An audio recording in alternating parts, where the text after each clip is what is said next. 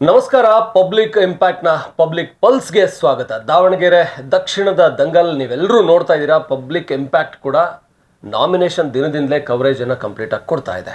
ಹಾಗಾದರೆ ಫೈನಲ್ ಆಗಿ ಇದರ ಒಟ್ಟಾರೆ ಲೆಕ್ಕಾಚಾರ ಏನು, ಈ ಕ್ಷೇತ್ರದಲ್ಲಿ ಏನಾಯಿತು, ಯಾರ ಪರವಾದ ಒಲವಿದೆ, ಆ ರಿಸಲ್ಟಲ್ಲಿ ಏನಿದರ ರಿಫ್ಲೆಕ್ಷನ್ ಏನಿರಬಹುದು, ಈ ಎಲ್ಲ ವಿಚಾರವಾಗಿ ಇವತ್ತು ಕಂಪ್ಲೀಟ್ ಆದಂಥ ಒಂದು ಈ ಕನ್ಕ್ಲೂಷನ್ ತರೋದಕ್ಕೆ ನಾವು ನಿಮ್ಮ ಮುಂದೆ ಬಂದಿದ್ದೀವಿ. ನನ್ನ ಜೊತೆ ಇದ್ದಾರೆ ಪ್ರಶಾಂತ್ ಮೂಡ್ಗೆರೆ. ಹಾಗಾಗಿ ಈ ಒಂದು ದಾವಣಗೆರೆ ನಮಗೆ ಗೊತ್ತು, 1997ರಲ್ಲಿ ಜೆ.ಎಚ್. ಪಟೇಲ್ರು ಚಿತ್ರದುರ್ಗದಿಂದ ಇದನ್ನ ಸಪರೇಟ್ ಮಾಡಿದ ನಂತರ ಇಲ್ಲಿನ ರಾಜಕಾರಣ ಅದಕ್ಕಿಂತ ಹಿಂದಿನಿಂದಲೂ ಶಾಮನೂರು ಕುಟುಂಬ ಹಾಗೆ ಸಿದ್ದೇಶ್ವರ ಕುಟುಂಬದ ನಡುವಿನ ಒಂದು ಪೈಪೋಟಿ. ಆದರೆ ಎಲ್ಲೋ ಒಂದು ಕಡೆ ಸಿದ್ದೇಶ್ವರ ಕುಟುಂಬ ಹಿಂದೆ ಬಿತ್ತು, ಶಾಮನೂರು ಕುಟುಂಬ ಸಂಪೂರ್ಣವಾಗಿ ದಾವಣಗೆರೆಯನ್ನ ಒಂಥರದಲ್ಲಿ ಅದರ ರೂಲ್ ಮಾಡ್ತಾ ಇದೆ.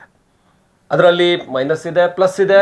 ಆದರೆ ದಾವಣಗೆರೆಯನ್ನು ಹೊರಗಡೆಯಿಂದ ಬಂದು ನೋಡುವವರಿಗೆ ದಾವಣಗೆರೆ ಸಹಜವಾಗಿ ಅಭಿವೃದ್ಧಿ ಆಗಿದೆ ಅಂತ ಅನಿಸಿದ್ದು ನನಗಂತೂ. ನಿಮಗೇನು ಅನಿಸ್ತು ದಾವಣಗೆರೆಯನ್ನು ಫಸ್ಟ್ ಲುಕ್ಕಲ್ಲಿ ನೋಡಿದಾಗ?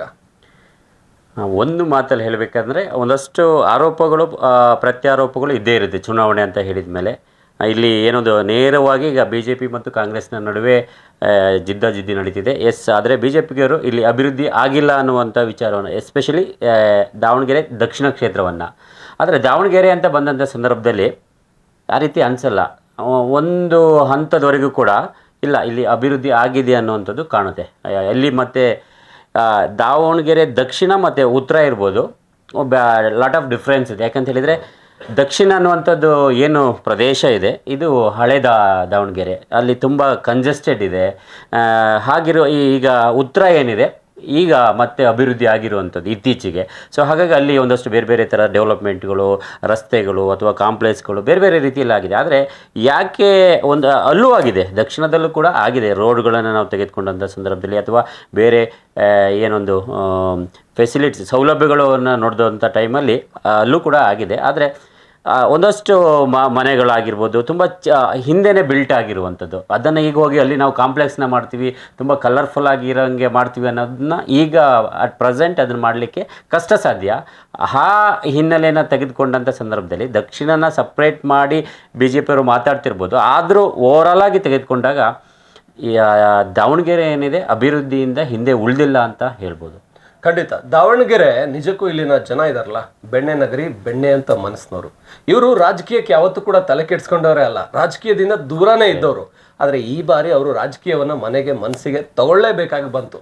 ಯಾಕಂದರೆ ಶಾಮನೂರು ಶಿವಶಂಕರಪ್ಪನವರು ಇಲ್ಲದೆ ಇರುವಂಥ ಅವರ ಅಗಲಿಕೆಯ ನಂತರದ ಈ ರಾಜಕಾರಣ ಇದೆಯಲ್ಲ, ಇದಕ್ಕೆ ಇಡೀ ರಾಜ್ಯವೇ ತಿರುಗಿ ನೋಡೋ ಹಾಗೆ ಮಾಡ್ತು.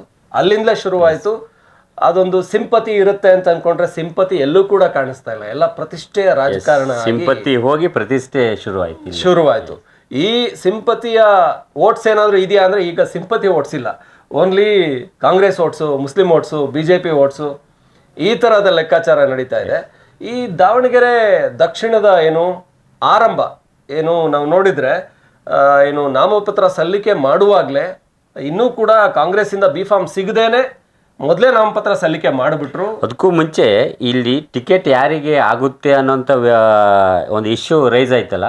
ಯಾಕಂತ ಹೇಳಿದರೆ ನಾಮಿನೇಷನ್ನು ಆಗೋಟಾಗ 1-2 ದಿನ ಹಿಂದೆಯೇ ಅದು ನಾಮಿನೇಷನ್ನ ಫೈಲ್ ಮಾಡಿದರು, ಟಿಕೆಟ್ ಅನೌನ್ಸ್ ಆಗೋ ಮೊದಲೇ. ಆದರೆ ಟಿಕೆಟ್ ಯಾರಿಗೆ ಸಿಕ್ಕುತ್ತೆ ಅನ್ನೋಂಥ ವಿಚಾರದಲ್ಲಿ ಫಸ್ಟ್ ಟೈಮ್ ಅನಿಸುತ್ತೆ ಇಲ್ಲಿ ಮುಸ್ಲಿಮರಿಗೆ ಟಿಕೆಟ್ ಬೇಕು ಅನ್ನುವಂಥ ಒಂದು ದೊಡ್ಡ ವಾಯ್ಸ್ ರೈಸ್ ಆಯಿತು.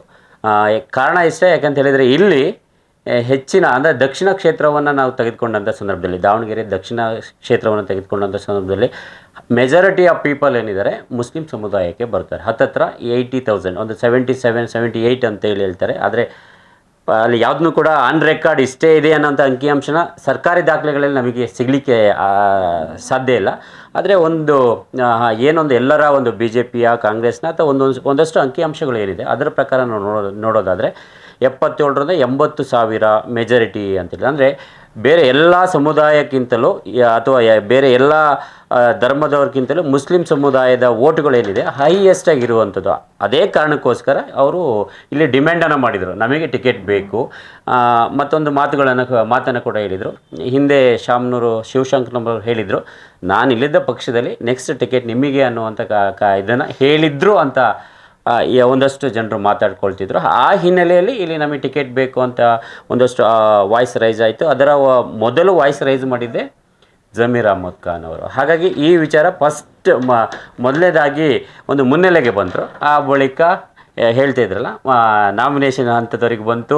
ನಾಮಿನೇಷನ್ ಇನ್ನೂ ಟಿಕೆಟ್ ಅನೌನ್ಸ್ ಆಗಿಲ್ಲ. ಹೈಕಮಾಂಡು ಯಾರಿಗೆ ಟಿಕೆಟ್ ಕೊಡುತ್ತೆ ಅನ್ನುವಂಥ ಒಂದು ಯಾವುದೇ ಒಂದು ತಾರ್ಕಿಕ ಒಂದು ಅಂತ್ಯಕ್ಕೆ ಬಂದಿರಲಿಲ್ಲ. ಅದಕ್ಕೂ ಮೊದಲನೇದಾಗಿ ಇವರು ಶಾಮ್ನೂರು ಸಮರ್ಥ ಏನಿದ್ದಾರೆ ನಾಮಿನೇಷನ್ ಫೈಲ್ ಮಾಡಿದರು. ಅದು ಕೂಡ ದೊಡ್ಡ ಮಟ್ಟದಲ್ಲಿ ಚರ್ಚೆಗೆ ಕಾರಣ ಆಯಿತು. ನೋಡಿ, ಅದಾದ ನಂತರ ನಡೆದ ಬೆಳವಣಿಗೆಗಳಿದೆಯಲ್ಲ, ಇದು ಇಡೀ ಈ ರಿಸಲ್ಟ್ ಅನ್ನ ಡಿಸೈಡ್ ಮಾಡೋಂಥದ್ದು. ಏನು ಪೈಲ್ವಾನ್ ಪಟ್ಟು ಹಾಕಿದ್ರು. ಪೈಲ್ವಾನ್ ಪಟ್ಟು ಹಾಕಿದ ಮೇಲೆ ಕಾಂಗ್ರೆಸ್ನವರು ಗಲಿಬಿಲಿ ಆಗೋದ್ರು.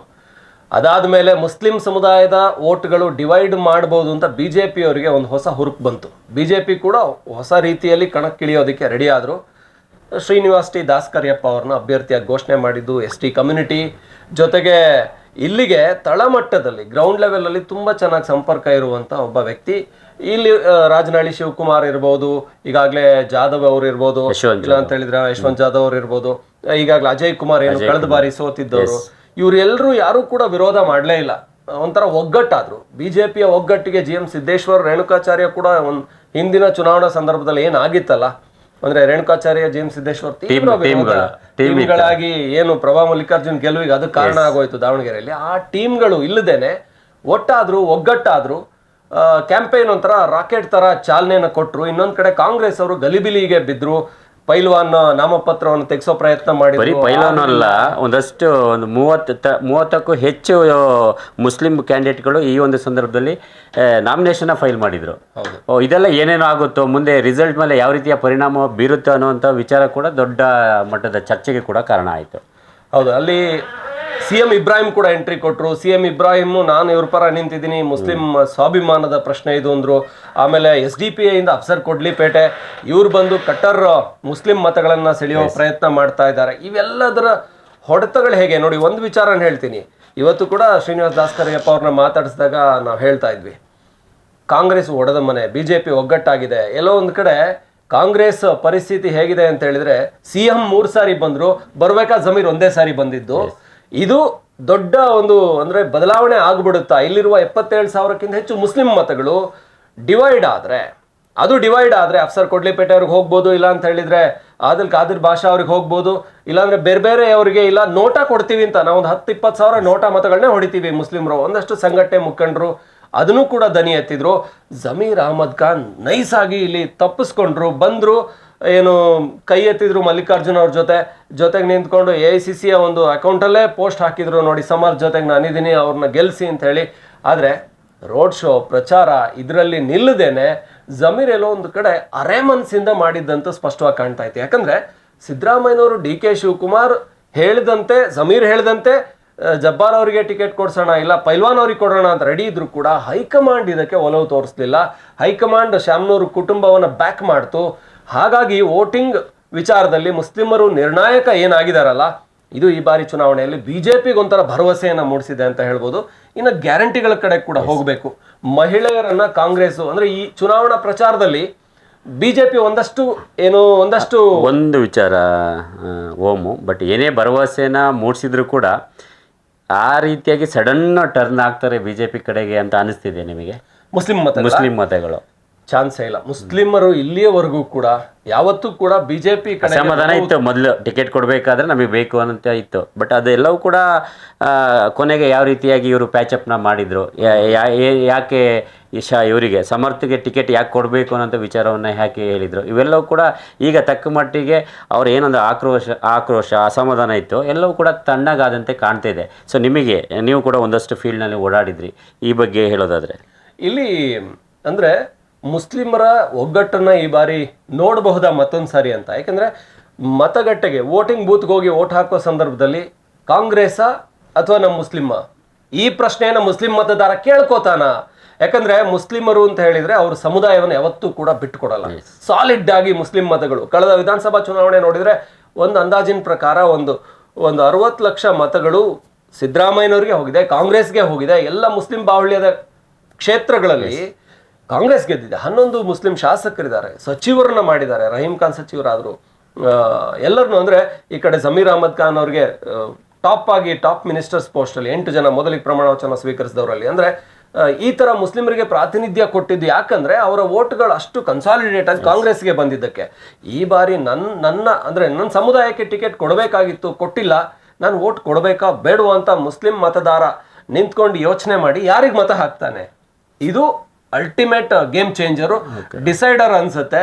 ಬಹುಶಃ ಈ ಬಾರಿ ಸ್ವಾಭಿಮಾನ, ಮುಸ್ಲಿಂ ಮತದಾರರು ಮುಸ್ಲಿಂ ಸಮುದಾಯಕ್ಕೆ ಪ್ರಾತಿನಿಧ್ಯ ಸಿಗ್ಲಿಲ್ಲ, ಇದನ್ನೇನಾದ್ರೂ ಕನ್ಸಿಡರ್ ಮಾಡಿದ್ದೇ ಆದ್ರೆ ಇದೊಂಥರ ಕಾಂಗ್ರೆಸ್ಗೆ ಸ್ವಲ್ಪ ಮೈನಸ್ ಆಗುತ್ತೆ. ಆದ್ರೂ ಕೂಡ ನಾನ್ ನೋಡಿದಾಗ ಅಂದ್ರೆ ಈ ಕ್ಯಾಂಪೈನ್ ನ ನೋಡಿದಾಗ, ನೀವು ಅದನ್ನ ಕೇಳಿದ್ರೆ ಕ್ಯಾಂಪೈನ್ ನೋಡಿದ್ರಲ್ಲ ಹೇಗಿತ್ತು, ಈ ಜನರ ಮತದಾರನ ಬೇರೆ ರೀತಿಯಾಗಿ ಟರ್ನ್ ಆಗುತ್ತಾ ಇಲ್ವಾ ಅನ್ನುವಂಥದ್ದು.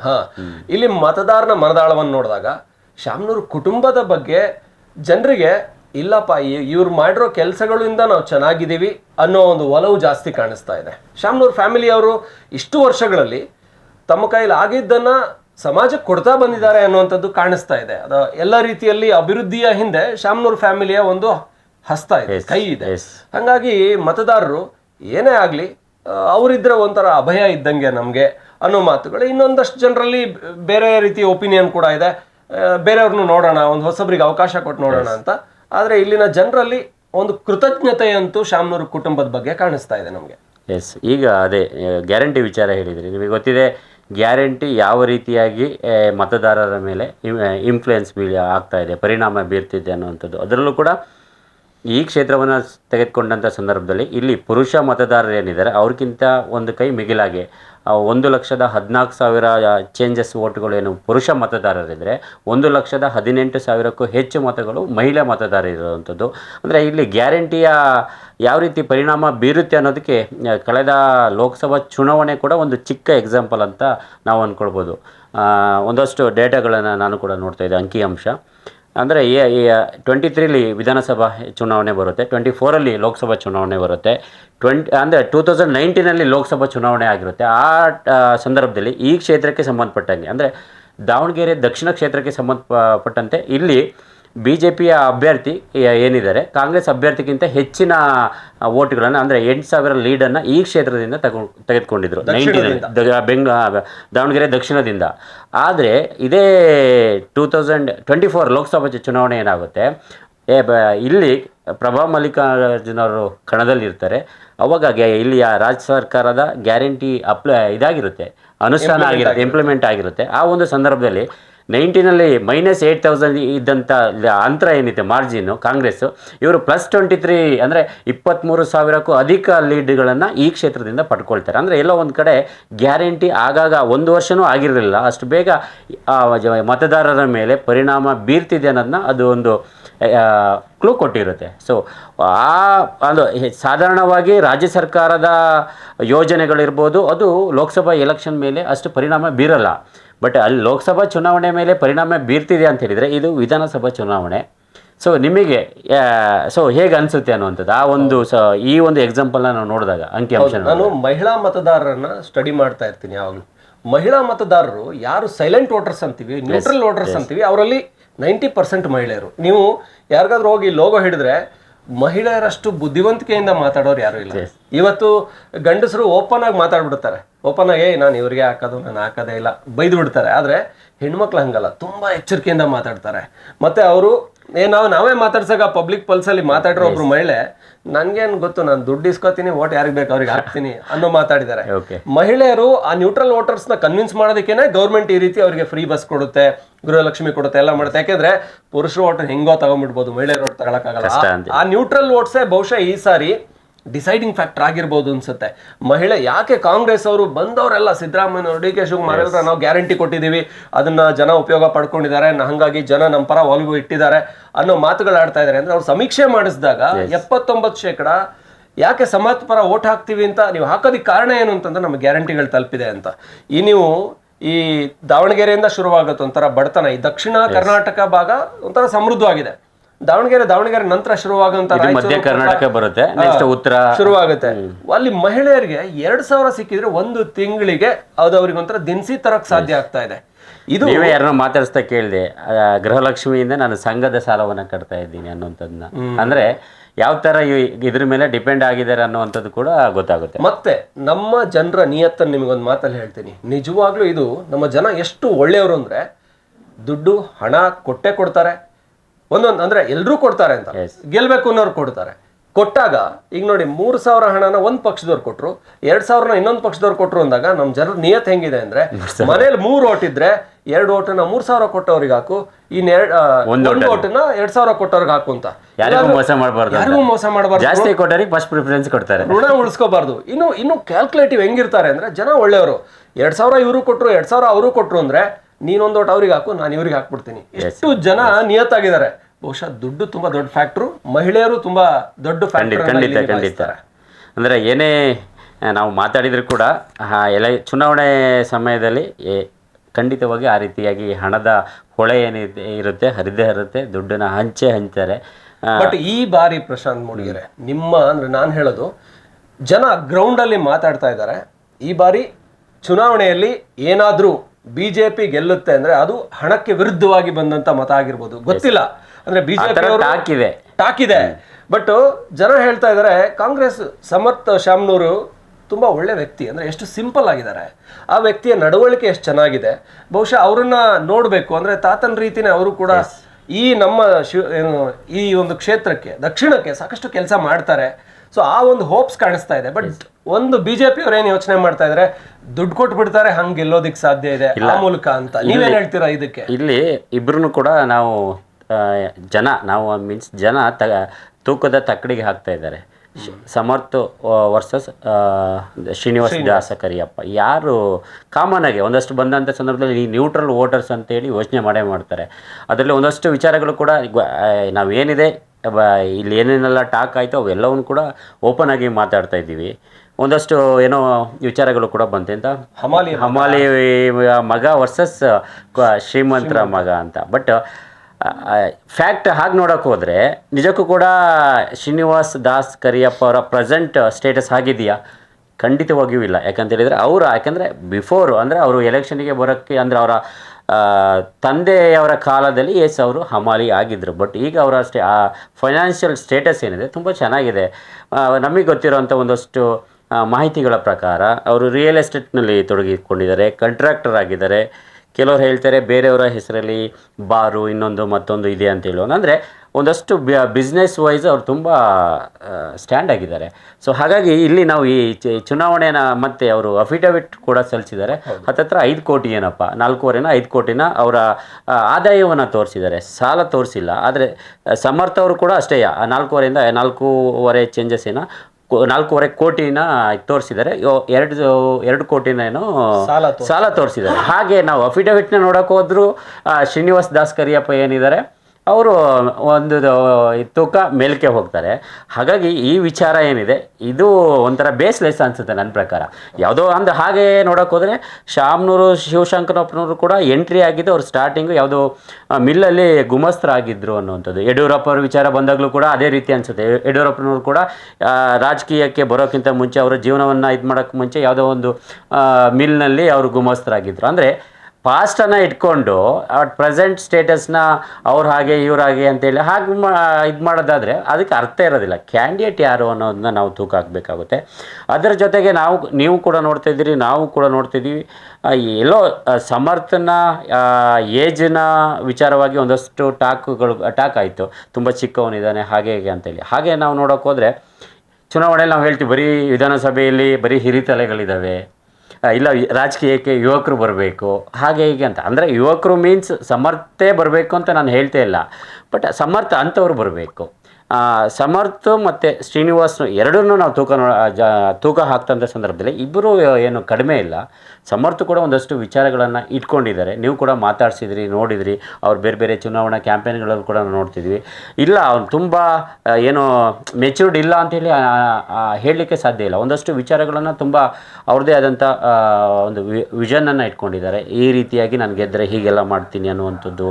ಸೊ ಹಾಗಾಗಿ ಎಲ್ಲೋ ಒಂದು ಕಡೆ ಇಲ್ಲಿ ಎಲ್ಲೋ ಇವರು ಸಮರ್ಥ್ ತುಂಬ ಡೌನ್ ಆಗಿದ್ದಾರೆ, ಆ ಥರ ಯಾವುದೂ ಇಲ್ಲ. ಎಲ್ಲೋ ಒಂದು ಕಡೆ ಓವರಾಲ್ ಆಗಿ ನಾವು ತೂಕವನ್ನು ಹಾಕಿದಂಥ ಸಂದರ್ಭದಲ್ಲಿ ನನಗನ್ನಿಸ್ತು, ನನ್ನ ಪರ್ಸ್ನಲ್ ಒಪಿನಿಯನ್ ಅದು ಜನಗಳಿಗೆ ಕೇಳಿದೆ, ಇಲ್ಲ ಸಮರ್ಥ್ ಒಳ್ಳೆ ಚೂಟಿ ಇದ್ದಾನೆ, ಒಳ್ಳೆ ಐಡಿಯಾಸ್ ಇದೆ, ಬರಬೇಕು ಅನ್ನುವಂಥ ವಿಚಾರ ಕೂಡ ಜನ ಮಾತಾಡೋದನ್ನ ನಾನು ಗಮನಿಸಿದ್ದೇನೆ. ಹೌದು. ಮತ್ತೆ ಬಿಜೆಪಿ ಕಾಂಗ್ರೆಸ್ ಅಂತ ಇಲ್ಲಿ ನೋಡಿದಾಗ ದಾವಣಗೆರೆಯಲ್ಲಿ ಬಿಜೆಪಿಗೆ ಅಸ್ತಿತ್ವನೇ ಕಳೆದು ಹೋಗುವಂತ ಸಮಯ. ದಾವಣಗೆರೆಯಲ್ಲಿ ಬಿಜೆಪಿ ಯಾವ ಪರಿಸ್ಥಿತಿಲಿದೆ ಅಂದ್ರೆ ಹರಿಹರ ಒಂದ್ ಬಿಟ್ರೆ ಬೇರೆಲ್ಲೂ ಗೆದ್ದಿಲ್ಲ. ಈ ಬಾರಿ ಬಿಜೆಪಿಯವರು ಇಲ್ಲಿ ಗೆದ್ರೆ ನಿಜವಾಗ್ಲೂ ನಿಟ್ಟುಸಿರು ಬಿಡ್ತಾರೆ. ನಾವು ಯಾವಾಗ ಏನು ಕಾಂಗ್ರೆಸ್ದು 2008ರಲ್ಲಿ ಏನು ಡಿಲಿಮಿಟೇಷನ್ ಏನಾಯ್ತು, ಡಿಲಿಮಿಟೇಷನ್ ನಂತರ ಶಾಮನೂರ್ ಫ್ಯಾಮಿಲಿ ಸೋಲ್ಸೋದಕ್ಕೆ ಆಗಿಲ್ಲ. ಸೊ ಇಲ್ಲಿ ಈ ಬಾರಿ ಆ ರೀತಿ ಆದ್ರೆ ಅದೊಂದು ಮ್ಯಾಜಿಕ್ ಖಂಡಿತ. ಹಾಗಾಗಿ ಹಾಗಾಗುತ್ತಾ ಅನ್ನೋದೇ ಪ್ರಶ್ನೆ. ಇಬ್ರು ಅಭ್ಯರ್ಥಿಗಳು ಸಮರ್ಥರಾಗಿದ್ದಾರೆ ಅಂತ ಹೇಳ್ಬೋದು. ಇಬ್ರಿಗೂ ಕೂಡ ಒಳ್ಳೆ ಬೆಂಬಲ ಇದೆ. ಶಾಮನೂರ್ ಫ್ಯಾಮಿಲಿ, ಕಾಂಗ್ರೆಸ್, ಇಡೀ ರಾಜ್ಯ ಸರ್ಕಾರನೇ ಬಂದು ಕೂತ್ಕೊಂಡಿದೆ ಇಲ್ಲಿ. ಅಷ್ಟರ ಮಟ್ಟಿಗೆ ಪ್ರತಿಷ್ಠೆ ಆಗಿ ತಗೊಂಡಿದ್ದಾರೆ. ಇನ್ನೊಂದ್ ಕಡೆ ನಾನು ಗಮನಿಸಿದ್ದು, ಬಿಜೆಪಿ ಅವರು ಎಲ್ಲೋ ಒಂದು ಕಡೆ ದಾವಣಗೆರೆಗೆ ಕೊಡೋ ಹೊತ್ತಿಗಿಂತ ಬಾಗಲಕೋಟೆಗೆ ಜಾಸ್ತಿ ಕೊಟ್ಟರು. ಯಾಕಂದ್ರೆ ಅದು ಗೆಲ್ಲೋದು ಸುಲಭ ಅನ್ನಿಸ್ತಾ ಇದೆ ಅವ್ರಿಗೆ. ಈ ಕಡೆ ದಾವಣಗೆರೆ ದಕ್ಷಿಣ ಗೆಲ್ಲೋದು 50-50, ಇದು ಕಷ್ಟ ಆಗ್ಬೋದು ಅಂತ ಹೇಳಿ ಈ ಕಡೆಗೆ ಹೆಚ್ಚಿನ ಒಲವು, ಪ್ರಚಾರ, ಸ್ಟಾರ್ ಕ್ಯಾಂಪೇನರ್ಗಳು ದೊಡ್ಡದಾಗಿ ಬಂದು ಡಿಫೆಂಡ್ ಮಾಡೋದು, ಕಾಂಗ್ರೆಸ್ನ ಕೌಂಟರ್ ಮಾಡೋದು, ಇದನ್ನ ಮಾಡಲಿಲ್ಲ. ಆ ಕಾರಣಕ್ಕೆ ಎಲ್ಲೋ ಒಂದ್ ಕಡೆ ಬಿಜೆಪಿ ಸ್ವಲ್ಪ ವೀಕ್ ಅನ್ಸುತ್ತೆ ಇಲ್ಲಿ. ಆದ್ರೆ ಪ್ರಚಾರದಲ್ಲಿ ಸ್ಟಾರ್ಟಿಂಗ್ ತೋರಿದಂಥ ಒಗ್ಗಟ್ಟೇನಿತ್ತು ಅದು ಕ್ಯಾರಿ ಆಗಲಿಲ್ಲ. ರೇಣುಕಾಚಾರ್ಯರ ವಿಚಾರನ ತೆಗೆದುಕೊಂಡ ಸಂದರ್ಭದಲ್ಲಿ ಅವರು ಟಿಕೆಟ್ಗೋಸ್ಕರ ದೊಡ್ಡ ಮಟ್ಟದ ಲಾಬಿಯನ್ನು ಮಾಡಿದರು, ಡೆಲ್ಲಿಗೆ ಹೋಗಿ ಕೂತ್ಕೊಂಡ್ರು. ಬಟ್ ಪ್ರಚಾರದಲ್ಲಿ ಎಲ್ಲೂ ಅಷ್ಟು ಕಾಣಿಸ್ಕೊಳ್ಳಿಲ್ಲ, ಸೈಲೆಂಟ್ ಆದರು. ಮತ್ತು ವಿನಯ್ ಕುಮಾರ್ ವಿಚಾರನೂ ಕೂಡ, ವಿನಯ್ ಕುಮಾರ್ ತಾವೊಬ್ಬ ಸಮರ್ಥ ಯುವ ನಾಯಕ ಅನ್ನೋದನ್ನ ಲೋಕಸಭಾ ಚುನಾವಣೆ ತೋರಿಸಿದ್ದಾರೆ, ಪ್ರೂವ್ ಮಾಡಿದ್ದಾರೆ. ಅವರು ಕೂಡ ಡೈರೆಕ್ಟ್ ಆಗಿಲ್ಲ ಅಂತ ಹೇಳಿದ್ರು ಕೂಡ ಅವರ ಹೆಸರು ಕೂಡ ಮುನ್ನೆಲೆಯಲ್ಲಿ ಇತ್ತು. ಆದರೆ ಎಲ್ಲೋ ಕೂಡ ಅವ್ರನ್ನೂ ಕೂಡ ಬಿ ಜೆ ಪಿ ಸರಿಯಾಗಿ ಬಳಸ್ಕೊಳ್ಳಿಲ್ಲ ಅನ್ನುವಂಥದ್ದು ಕೂಡ ಈಗ ಒಂದಷ್ಟು, ಅಂದರೆ ಅವರಿಗೆ ಅವ್ರದ್ದೇ ಆದಂಥ ಬರೀ ದಾವಣಗೆರೆಗೆ ಸಂಬಂಧಪಟ್ಟಂಗೆ ಅಥವಾ ಕರ್ನಾಟಕಕ್ಕೆ ಸಂಬಂಧಪಟ್ಟಂಗಲ್ಲ, ಇಡೀ ದೇಶದಲ್ಲೇ ಒಬ್ಬ ಯೂತ್ ಫಾಲೋವರ್ಸ್ ಹೆಚ್ಚಾಗಿ ವಿನಯ್ ಕುಮಾರ್ ಅವರಿಗೆ ಇದ್ದಾರೆ. ಅದನ್ನು ಕೂಡ ಎಲ್ಲೋ ಒಂದು ಕಡೆ ಬಿ ಜೆ ಪಿ ಏನಿದೆ ಸರಿಯಾಗಿ ಬಳಸ್ಕೊಳ್ಳಿಲ್ಲ ಅನ್ನುವಂಥ ಪ್ರಶ್ನೆ ಕೂಡ ಇದೆ. ಹಾಗಾಗಿ ಸೊ ಇಲ್ಲಿ ಎಲ್ಲರೂ ಕೂಡ ಬಿ ಜೆ ಪಿಯವರು ಈ ಚುನಾವಣೆಯನ್ನು ಒಗ್ಗಟ್ಟಾಗಿ ತಗೊಂಡಿದ್ದಾರೆ. ಓಮ್ ಆಲ್ರೆಡಿ ಹೇಳಿದಂಥ ಸಂದರ್ಭದಲ್ಲಿ ಇಲ್ಲೆಲ್ಲ ಒಂದು ಈ ಕಡೆಗೆ ಫೋಕಸ್ನ ಸ್ವಲ್ಪ ಕಡಿಮೆ ಮಾಡಿ ಹೆಚ್ಚಾಗಿ ಆ ಕಡೆ ಬಾಗಲಕೋಟೆ ಕಡೆನೇ ಮಾಡ್ದಂಗೆ ಇತ್ತು. ಅದ್ರ ಜೊತೆಗೆ ಕುಮಾರಸ್ವಾಮಿಯವರ ಒಂದು ಹೇಳಿಕೆ ಕೂಡ ಒಂದಷ್ಟು ಇಲ್ಲಿ ಚರ್ಚೆಯನ್ನು ಹುಟ್ಟುಹಾಕ್ತು. ಮೊನ್ನೆ ಬಂದಂಥ ಸಂದರ್ಭದಲ್ಲಿ ಹೀಗೆ ಮಾಧ್ಯಮದವರು ಅವ್ರನ್ನ ಕೇಳ್ತಾರೆ, ಇಲ್ಲಿ ಕಾಂಗ್ರೆಸ್ ಕಡೆ ಒಲವಿದೆ ಅಂತ ಹೇಳ್ತಾರೆ, ನಿಮಗೆ ಏನು ಅನಿಸುತ್ತೆ ಸರ್ ಅಂತ ಹೇಳಿದಂಥ ಸಂದರ್ಭದಲ್ಲಿ ಅಫ್ಕೋರ್ಸ್ ರಾಜ್ಯದಲ್ಲಿ ಯಾವ ಸರ್ಕಾರ ಆಡಳಿತದಲ್ಲಿ ಇರುತ್ತೋ ಅವರು ಉಪಚುನಾವಣೆಯನ್ನು ಗೆಲ್ಲೋದು ಸಹಜ ಅನ್ನುವಂಥ ರಿಯಾಕ್ಷನ್ನ ಕೊಟ್ಟಿದ್ದಾರೆ. ಇದನ್ನು ಅವರು ಯಾವ ಆ್ಯಂಗಲ್ನಲ್ಲಿ ಹೇಳಿಕೊಟ್ರೋ ಗೊತ್ತಿಲ್ಲ. ಇದು ಕೂಡ ಮತದಾರರ ಮೇಲೆ ಅಥವಾ JDS ಕಾರ್ಯಕರ್ತರು ಅಥವಾ BJP ಕಾರ್ಯಕರ್ತರು ಮುಖಂಡರ ಮೇಲೂ ಕೂಡ ಪರಿಣಾಮ ಬೀರ್ಬೋದು. ಇದರ ಜೊತೆಗೆ ಇನ್ನೊಂದು ಆ್ಯಡ್ ಆನ್ ಮಾಡೋದು ಪ್ರಮುಖವಾಗಿ ಲಿಂಗಾಯತ ಮತಗಳು ಅಂತ ಬಂದಾಗ ಡಿಸೈಡಿಂಗ್ ಆಗುತ್ತೆ. ಲಿಂಗಾಯತ ಮತಗಳು ಕೂಡ ಇಲ್ಲಿ ಯಾವಾಗ ಈ ಯಡಿಯೂರಪ್ಪನವರು BY ವಿಜಯೇಂದ್ರ ಪ್ರಚಾರ ಮಾಡ್ತಾರೋ ಈ ಕ್ಷೇತ್ರದಲ್ಲಿ ದಾವಣಗೆರೆ ವಿಚಾರದಲ್ಲಿ ಒಂಥರ ಸಾಫ್ಟ್ ಕಾರ್ನರ್ ಅವ್ರಿಗೆ. ಯಾಕೆಂದ್ರೆ ಶಾಮನೂರು ಶಿವಶಂಕರಪ್ಪನವರು ಯಡಿಯೂರಪ್ಪನವ್ರ ಪರವಾಗಿದ್ರು, ವೀರಶೈವ ಮಹಾಸಭಾದ ಮುಖಂಡರಾಗಿದ್ದಾಗ, ಅದರ ಅಧ್ಯಕ್ಷರಾಗಿದ್ದಾಗ ಅವರು ಎಲ್ಲೋ ಒಂದು ಕಡೆ ಒಂದು ಹೇಳಿಕೆ ಏನೋ ರಾಘವೇಂದ್ರನ ಗೆಲ್ಲಿಸಿ ಅನ್ನೋಂಥ ಹೇಳಿಕೆಯನ್ನು ಹಿಂದೆ ಕೊಟ್ಟಿದ್ರು ಅನ್ನೋದು. ಅಂದರೆ ಶಿವಮೊಗ್ಗ ರಾಜಕಾರಣದಲ್ಲಿ ಬಂದಂಥ ಸಂದರ್ಭದಲ್ಲಿ ಅಲ್ಲಿ ವೀರಶೈವರು ಈ ರೀತಿಯಾಗಿ BSY ಕುಟುಂಬದ ಜೊತೆ ನಿಂತ್ಕೊಂಡಿದ್ರು ಅನ್ನುವಂಥದ್ದು, ನಿಲ್ತಾರೆ ಅನ್ನುವಂಥದ್ದು. ಇಲ್ಲಿ ದಾವಣಗೆರೆಗೆ ಬಂದಂಥ ಸಂದರ್ಭದಲ್ಲಿ ಇದೇ ವೀರಶೈವರು ಶಾಮನೂರು ಕುಟುಂಬದ ಜೊತೆಗೆ ನಿಲ್ತಾರೆ ಅನ್ನುವಂಥದ್ದು ಕೂಡ ಇದೆ ಅನ್ನುವಂಥದ್ದು ಕೂಡ ಆ ಸಮುದಾಯದಲ್ಲಿ ಒಂದು ರೀತಿ ಏನು ಯಾರಿಗೆ ಹೋಗುತ್ತೆ ಓಟು, ಲಿಂಗಾಯತ ಮತಗಳು ಯಾರ ಕಡೆಗೆ ಅಂದ್ರೆ ಎಲ್ಲೋ ಒಂದ್ ಕಡೆ ಯಡಿಯೂರಪ್ಪನವರು ಈ BY ವಿಜಯೇಂದ್ರ ಒಂಥರ ಸಾಫ್ಟ್ ಆಗಿ ವರ್ತಿಸಿದ್ದಿದೆಯಲ್ಲ, ಇದು ಲಿಂಗಾಯತ ಮತಗಳನ್ನು ಶಾಮನೂರು ಕುಟುಂಬಕ್ಕೆ ಕೊಟ್ಟಿದ್ದೆ. ಆದ್ರೆ ಏನು ಎಡ್ಜ್ ಇದೆಯಲ್ಲ, ಇಬ್ರು ಕೂಡ ಒಂದು 40-50, 45-55 ಹಿಂಗ್ ಬಂದು ನಿಂತ್ಕೊಂಡಾಗ ಅದು ಒಂಥರ ಡಿಸೈಡಿಂಗ್ ಫ್ಯಾಕ್ಟರ್ ಆಗುತ್ತೆ. ಬಹುಶಃ ಇವ್ರು ತೋರಿದಂಥ ಸಾಫ್ಟ್ ಕಾರ್ನರು ಸಮುದಾಯದ ವಿಚಾರದಲ್ಲಿ ಈ ಕುಟುಂಬಗಳು ಚೆನ್ನಾಗಿರೋದ್ರಿಂದ ಇವರು ನನ್ನ ಪ್ರಚಾರನ ಹೇಳಿದೆ, BJP ಅಷ್ಟು ಅಗ್ರೆಸಿವ್ ಪ್ರಚಾರನ ಮಾಡಲಿಲ್ಲ, ಯಾಕೋ ಬಾಗಲಕೋಟೆ ಕಡೆ ಒಲವು ತೋರಿಸಿದ್ರೇನೋ, ಇದೊಂಥರ ಸ್ವಲ್ಪ ಕಷ್ಟ ಆಗ್ಬೋದು ನಮಗೆ ಅಂತೇಳಿ ಬಿಟ್ಕೊಟ್ರೇನೋ, ಮತ್ತೆ ಯಾರೋ ಒಬ್ಬ ತುಂಬಾ ನೋನ್ ಪರ್ಸನ್ಗೆ ಟಿಕೆಟ್ ಕೊಡ್ಲಿಲ್ಲ, ಶ್ರೀನಿವಾಸ್ ದಾಸ್ಕರಿಯಪ್ಪ ST ಕಮ್ಯುನಿಟಿ ಮತ್ತೆ ಒಬ್ಬ ಹೊಸ ಮುಖಕ್ಕೆ ಕೊಟ್ಟಿದ್ದು, ಇದೆಲ್ಲದರ ಹಿಂದೆ BJP ಒಂಚೂರು ಎಲ್ಲೋ ಈ ಕ್ಷೇತ್ರವನ್ನ ಅಷ್ಟು ಸೀರಿಯಸ್ ಆಗಿ ತಗೊಂಡಿಲ್ಲ ಅಂತಾನೂ ಅನಿಸ್ತಾ ಇದೆ. ಅದೇ ವಿಚಾರ. ಓಕೆ, ಇವರಿಗೆ ಒಂದಷ್ಟು ಜನ ಮಾತಾಡ್ಕೊಳ್ಳೋ ರೀತಿ. ಮುಸ್ಲಿಂ ಓಟುಗಳನ್ನು ಇವರು ತಗೊಳ್ಬೇಕು, ಇಲ್ಲ ಕಾಂಗ್ರೆಸ್ನಿಂದ ಕಸಿದುಕೊಳ್ಬೇಕು ಅನ್ನೋಂಗಿದ್ರೆ ಅಫ್ಕೋರ್ಸ್ ಮುಸ್ಲಿಂ ಸಮುದಾಯ ಇದೆ. ಜನರಲಾಗಿ ನಾವು ಹಿಸ್ಟ್ರಿನ ನೋಡಿಕೊಂಡು ಬಂದಂಥ ಸಂದರ್ಭದಲ್ಲಿ ಎಲ್ಲೂ ಕೂಡ ಬಿ ಜೆ ಪಿಗೆ ಓಟ್ ಆಗ್ತಂತ ಇದಿಲ್ಲ. ಎಲ್ಲೋ ಒಂದಷ್ಟು ಓಟುಗಳು ಬರ್ಬೋದು ಬಿಟ್ಟರೆ ಕಂಪ್ಲೀಟಾಗಿ ಮುಸ್ಲಿಂ ಸಮುದಾಯ ಏನಿದೆ ಬಿ ಜೆ ಪಿಯನ್ನು ಬೆಂಬಲಿಸುತ್ತೆ ಅನ್ನೋಂಥದ್ದಿಲ್ಲ. ಆದರೆ ಇದೇ ಶ್ರೀನಿವಾಸ್ ದಾಸ್ ಕರಿಯಪ್ಪ ಅವ್ರನ್ನ JDS ಕ್ಯಾಂಡಿಡೇಟ್ ಮಾಡಿದರೆ ಎಲ್ಲೋ ಮುಸ್ಲಿಂ ಓಟುಗಳನ್ನು ಸೆಳೆಯಬಹುದಿತ್ತೇನೋ ಅನ್ನೋಂಥ ಒಂದಷ್ಟು ಟಾಕ್ ಕೂಡ ಇದೆ. ಅಂದರೆ ಇಲ್ಲ ಇವರಿಗೆ, ಯಾಕಂತ ಹೇಳಿದರೆ ನಾವು ಬೆಂಗಳೂರಿನ ಲಾಸ್ಟ್ ಲೋಕಸಭೆ ಚುನಾವಣೆ ನೋಡೋದಾದರೆ ಅಲ್ಲೂ ಕೂಡ ದೇವೇಗೌಡರ ಅಳಿಯ ಮಂಜುನಾಥ್ ಡಾಕ್ಟರ್ ಏನಿದ್ದಾರೆ ಅವ್ರನ್ನ BJPಯಿಂದ ನಿಲ್ಲಿಸಿ ಗೆಲ್ಲಿಸ್ತಾರೆ. ಆ ಥರ ಸ್ಟ್ರಾಟಜಿನ ಮಾಡ್ಬೋದಿತ್ತು. ಆದರೆ ಸೀರಿಯಸ್ ಆಗಿ BJP ಅವರಿಗೆ ಇಲ್ಲಿ ಗೆಲ್ಲಬೇಕು ಅನ್ನುವಂಥ ಯಾವುದೇ ಒಂದು ಹಂಬಲ ಇರಲಿಲ್ಲ ಅನ್ನುವಂಥದ್ದು ಕೂಡ ಚರ್ಚೆ ಆಗ್ತಾಯಿದೆ. ಇವೆಲ್ಲವೂ ಕೂಡ ಈ ಒಂದು ಕ್ಷೇತ್ರದಲ್ಲಿ ಚರ್ಚೆ ಆಗ್ತಿರುವಂಥದ್ದು. ಮತ್ತೆ ಇದಿಷ್ಟು ಕೂಡ ಈ ಕ್ಷಣದಲ್ಲಿ ಯಾವಾಗ ಯಾವ ಲೆಕ್ಕಾಚಾರ ಹೆಂಗೆ ಬದಲಾಗ್ತಾವೋ ಗೊತ್ತಿಲ್ಲ. ಯಾಕಂದ್ರೆ ಈಗಲೂ ಕೂಡ ಶ್ರೀನಿವಾಸ್ ದಾಸ್ ಕರಿಯಪ್ಪ ಪರವಾಗಿ ಒಂದಷ್ಟು ಮುಸ್ಲಿಂ ನಾವು ಕ್ಯಾಂಪೇನ್ಗೆ ಹೋದಾಗ, ಅಂದ್ರೆ ಕ್ಯಾಂಪೇನ್ ವರದಿ ಮಾಡಕ್ ಹೋದಾಗ ಅವರಿಗೆ ಒಂದು ಒಳ್ಳೆ ಸಂಬಂಧ ಇದೆ ಮುಸ್ಲಿಂ ಸಮುದಾಯದ ಜೊತೆಗೆ, ಒಳ್ಳೆ ಬಾಂಧವ್ಯ ಇದೆ. ಜೊತೆಗೆ ಕಾಂಗ್ರೆಸ್ ಏನು ಮುಸ್ಲಿಂ ಸಮುದಾಯಕ್ಕೆ ಟಿಕೆಟ್ ಕೊಡದೇ ಇರುವಂತ ಆ ಒಂದು ವಿಚಾರ ಇದೆಯಲ್ಲ, ಇದು ತುಂಬಾ ದೊಡ್ಡ ಮಟ್ಟಿಗೆ ಮುಸ್ಲಿಂ ಸಮುದಾಯಕ್ಕೆ ಕೂಡ ಒಂದು ಮನಸ್ಸಿಗೆ ನೋವು ಉಂಟು ಮಾಡಿದೆ ಅನ್ನೋದನ್ನ ರಿಜ್ವಾನ್ ಕೂಡ ಹೇಳ್ತಾ ಇದ್ರು. ಬಟ್ ಅದಾದ್ಮೇಲೆ ನಾವು ಅದನ್ನ ಬ್ಯಾಲೆನ್ಸ್ ಮಾಡಿದ್ವಿ, ಎಲ್ಲರನ್ನು ಕನ್ವಿನ್ಸ್ ಮಾಡಿದ್ವಿ. ಸಣ್ಣ ಮಾರ್ಜಿನ್ ಒಂದು ಹೊಡೆತ ಅಂತಂದ್ರೆ ಗೆದ್ರೂ ಸಮರ್ಥ ಅವ್ರಿಗೆ ತುಂಬಾ ದೊಡ್ಡ ಮಾರ್ಜಿನ್ ಸಿಗೋ ಚಾನ್ಸ್ ಇಲ್ಲ. ಅಥವಾ ಶ್ರೀನಿವಾಸ್ ದಾಸ್ ಕರಿಯಪ್ಪ ಮ್ಯಾಜಿಕ್ ಮಾಡಿ ಅವರಿಗಿರುವಂತ ತಳಮಟ್ಟದಲ್ಲಿ ಗ್ರೌಂಡ್ ಲೆವೆಲ್ ಅಲ್ಲಿ ತುಂಬಾ ಚೆನ್ನಾಗಿ ಸಂಘಟನೆ ಇದೆ ಅವ್ರದ್ದು. ಹಾಗಾಗಿ ಬಹುಶಃ ಅದು ಒಂದು ಪ್ಲಸ್ ಆಗಿ ಶ್ರೀನಿವಾಸ್ ದಾಸ್ ಕರಿಯಪ್ಪ ಅವ್ರಿಗೂ ಕೂಡ ಸಿಗುವ ಚಾನ್ಸಸ್. ಈ ಬಾರಿ ಗೆಲುವು ಯಾರಿಗೆ ಅನ್ನೋದನ್ನ ಹೇಳೋದಿಕ್ಕಾಗಲ್ಲ. ಓವರಾಲ್ ಆಗಿ ಇಲ್ಲಿ 2 ಫ್ಯಾಕ್ಟರ್ಗಳು ನನ್ನ ಪ್ರಕಾರ ವರ್ಕ್ ಆಗುತ್ತೆ ಅನ್ಸುತ್ತೆ. ಒಂದು ಮುಸ್ಲಿಂ ಫ್ಯಾಕ್ಟರ್ಸ್, ಮುಸ್ಲಿಂ ವೋಟರ್ಸು. ಇನ್ನೊಂದು ಮಹಿಳೆಯರ ಯಾವ ಕಡೆ ಅವರು ನಿರ್ಣಯವನ್ನು ತೆಗೆದುಕೊಳ್ತಾರೆ ಅನ್ನೋಂಥದ್ದು. ಇದ್ರ ಮೇಲೆ ಡಿಪೆಂಡ್ ಆಗಿ ಈ ಚುನಾವಣೆ ನಡೀತಿದೆ ಅನ್ಬೋದು. ಇದೆಲ್ಲದನ್ನು ಮೀರಿದ ನಮ್ಗೆ ಗೊತ್ತು, ಕೊನೆ ದಿನ, ಹಿಂದಿನ ರಾತ್ರಿಗಳು, ಕೊನೆಯ ಆಟ 8ನೇ ತಾರೀಕು ರಾತ್ರಿ ಯಾರು ಎಷ್ಟು ಹಂಚ್ತಾರೆ, ಯಾರು ಯಾವ ಕೊಡ್ತಾರೆ, ಸೀರೆ ಕೊಡ್ತಾ ಇದಾರಂತೆ, ಬೇರೆ ಬೇರೆ ವಿಚಾರಗಳು ಚರ್ಚೆ ಆಗ್ತಾ ಇದಾವೆ. ಬಟ್ ದಾವಣಗೆರೆ ವೋಟರ್ಸ್ ತುಂಬ ಸೆನ್ಸಿಬಲ್, ಅವರು ತುಂಬ ಡೀಸೆಂಟ್, ಬೆಣ್ಣೆ ತರದವರು, ಸುಲಭವಾಗಿ ಅವರು ಕರ್ಗೋರಲ್ಲ, ತುಪ್ಪ ಹಾಕ್ತಾರೆ. ಬಟ್ ಒಳ್ಳೆಯವ್ರಿಗೆ ಮಾತ್ರ ತುಪ್ಪ ಹಾಕ್ತಾರೆ ಅಂತ ಅನ್ಸುತ್ತೆ. ಗೊತ್ತಿಲ್ಲ, ಇದೆಲ್ಲವೂ ಕೂಡ ಮುಂದಿನ ಚರ್ಚೆ ಏನಾಗುತ್ತೆ ಅನ್ನೋಂಥದ್ದು. ಇದು ನಮ್ಗನ್ಸಿದ್ದು ನಾವು ನಿಮ್ಮ ಮುಂದೆ ಇಡುವಂತ ಪ್ರಯತ್ನ ಮಾಡಿದೀವಿ. ನಮ್ಮದೇ ಸರಿ ಆಗ್ಬೇಕು ಅಂತಲ್ಲ, ಇದೇ 100% ಸರ್ವೇನು ಅಂತಲ್ಲ, ಯಾವ ರೀತಿಯಾದಂಥ ವಾತಾವರಣ ಸದ್ಯದಕ್ಕೆ ಇದೆ ಅನ್ನುವಂಥದ್ದು ಅಷ್ಟೇ. ಎಸ್, ಇದೇ ರೀತಿಯ ವಿಚಾರಗಳನ್ನ, ವಿಶ್ಲೇಷಣೆಗಳನ್ನ ನಿಮ್ಮ ಮುಂದೆ ತರ್ತಾ ಇರ್ತೀವಿ. ಪಬ್ಲಿಕ್ ಇಂಪ್ಯಾಕ್ಟ್ ಅನ್ನ ನೋಡ್ತಾ ಇರಿ.